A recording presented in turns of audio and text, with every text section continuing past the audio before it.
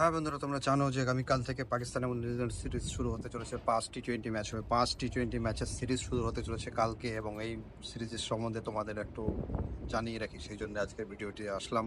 এবং এই ভিডিওতে তোমাদেরকে আমি জানাবো যে এই মুহূর্তে পাকিস্তান টিমের যে সমস্যা, পাকিস্তান একমাত্র টিম যেটা হোস্ট টিম ছিল একতা সিজন চ্যাম্পিয়ন্স ট্রফিতে, এবং তাদের পারফরমেন্স মোটেও ছিল না, এবং সেই ব্যাড পারফরমেন্সের পর তারা নিউজিল্যান্ড পৌঁছেছে টি-20 সিরিজ খেলতে।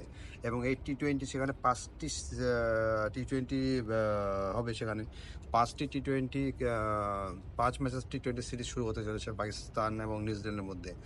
এবং এখানে পাকিস্তানের হয়ে নতুন ক্যাপ্টেন আগা সালমান, এবং অন্যদিকে নিউজিল্যান্ডের রয়েছে ব্রেসওয়েল।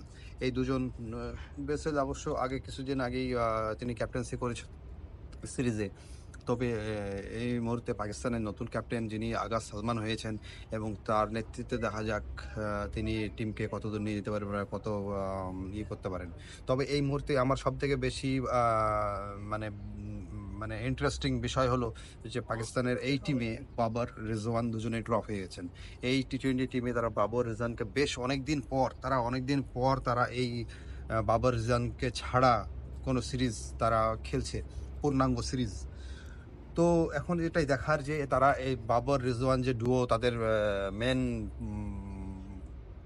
মেন প্লেয়ার, তাদেরকে ছাড়া তারা কিভাবে এখানে সার্ভাইভ করে, তারা কিভাবে খেলে, এবং পরে এছাড়া যারা নতুন কিছু প্লেয়ার পাকিস্তানের টিমে এসছে তারা কিভাবে নিজেকে মেলে ধরে, এটাই দেখার। তবে নিউজিল্যান্ডে তোমাদেরকে বলে রেখে, নিউজিল্যান্ডের ঘরে মাঠে নিউজিল্যান্ডকে হারানো বহুত কঠিন কাজ এটা। তো আরেকটা জিনিস তোমাদের জ্ঞানার্থে বলে রেখে যে কিছুদিন আগে আইসিসি চ্যাম্পিয়ন্স ট্রফির আগে নিউজিল্যান্ড পাকিস্তান সফরে গিয়েছিল, এবং সেখানে পাকিস্তানকে বেশ ভালোভাবেই পাকিস্তানকে তারা হারিয়েছে উইদাউট এনি। তার আগে যে একটা সিরিজ হয়েছে সেখানে নিউজিল্যান্ডের প্রায় সি টিম বলা চলে, বি এবং সি টিম, যেখানে প্রথম সারির যে নিউজিল্যান্ডের প্লেয়ার সেখানেও কেউ ছিল না, তারপরেও তারা খুব একটা ভালো পারফরমেন্স দেখাতে পারে নিউজিল্যান্ডের বিরুদ্ধে পাকিস্তান।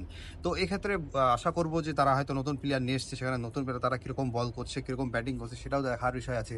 তবে এটা আমি অবশ্যই, আমার মতো ক্রিকেট প্রেমী যারা তোমরাও আছো, তারাও অপেক্ষায় আছো যে তারা কীভাবে এইভাবে এই সিরিজে নিজেকে মেলে ধরতে পারে। তো তোমাদেরকে বলে রাখি, এই সিরিজে যে পাকিস্তানের সবথেকে আমি এই সিরিজে দেখার ইন্টারেস্টিং যার উপরে আছে সেটা হচ্ছে মাইকেল চ্যাপম্যান নিউজিল্যান্ডের একজন অলরাউন্ডার বলা চলে। সে মাঝে মধ্যে বলও করে, মূলত সে ব্যাটিং মিডল অর্ডার। তো এর আগের সিরিজ মানে নিউজিল্যান্ডের যে 2024 সালে একটা সিরিজ হয়েছিল, সেখানে নিউজিল্যান্ড যে বি এবং সি টিম পাঠিয়েছিল পাকিস্তানের, সেই টিমে ওই চ্যাপম্যান ছিল। এবং চ্যাপম্যানের রেকর্ড তুমি যে বললে বিশ্বাস করবে না, যে পাকিস্তানের বিরুদ্ধে চ্যাপম্যানের যে রেকর্ড, একটা অবিশ্বাস্য রেকর্ড। সে পাকিস্তানের বিরুদ্ধে অলরেডি তার 2টো সেঞ্চুরি আছে ওডিআই। তো এবং দুর্দান্ত তিনি একা, এবং সেঞ্চুরি মানে কি, সে সেঞ্চুরিটা কিন্তু সেঞ্চুরি না, পুরো ম্যাচটাকে তিনি একাই ম্যাচ বের করে নিয়ে গেছেন। তোমরা যদি আগের সেই ম্যাচ কোনো দিন ঘাটো তাহলে দেখতে পাবে, সেখানে চ্যাপম্যান একাই ম্যাচ বের করে নিয়ে গেছিল, এবং সেই পুরো ম্যাচটাকে সে নিজের আয়ত্তে নিয়ে চলে এসেছিল। তো তার আগেও একটা সিরিজ হয়েছিল, সেখানেও চ্যাপম্যান ওই একই কাজ করেছিলেন। তো চ্যাপম্যান, আমার মনে হয় চ্যাপম্যান পাকিস্তানি বোলারদের জন্য একদম ভয়ঙ্কর ত্রাস। তো এখন সেই চ্যাপম্যান এই টিমে আছে, এবং কাল দেখা যাক কী হয়। তো তোমাদেরকে জানাতে বলে রেখি যে এই সিরিজ হবে মোট 5টি টি-20 হবে এখানে। 5টি টি-20-র মধ্যে মূলত ম্যাক্সিমাম পাকিস্তানের যে প্লেয়ারগুলো আছে সবই নতুন। অন্যদিকে নিউজিল্যান্ডের দিকে তাকালেও সেখানে নতুনই মনে হবে। সৌদি তিনি চলে এসছেন আবার টিমে, যে স্পিনার।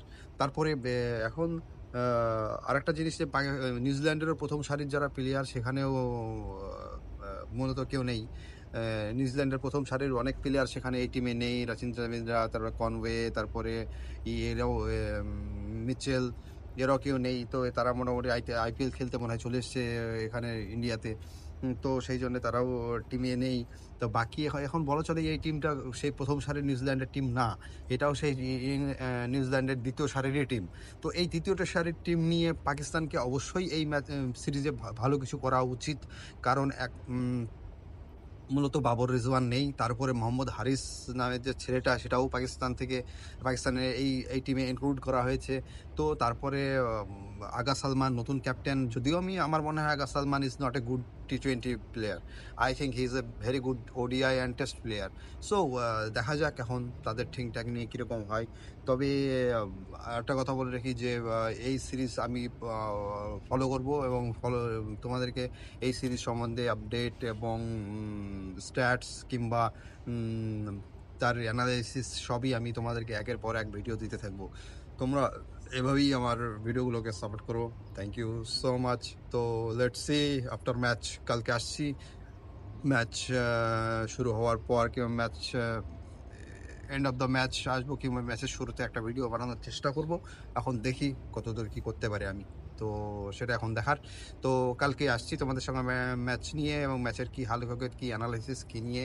তবে I am really waiting for this clash এবং আমি দেখতে চাই যে পাকিস্তানের যে নতুন টিম হয়েছে তারা কীরকম নিউজিল্যান্ডকে টেক্কা দেয় কিংবা নিউজিল্যান্ড কীরকম করে।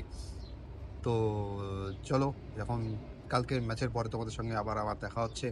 Till then, good by.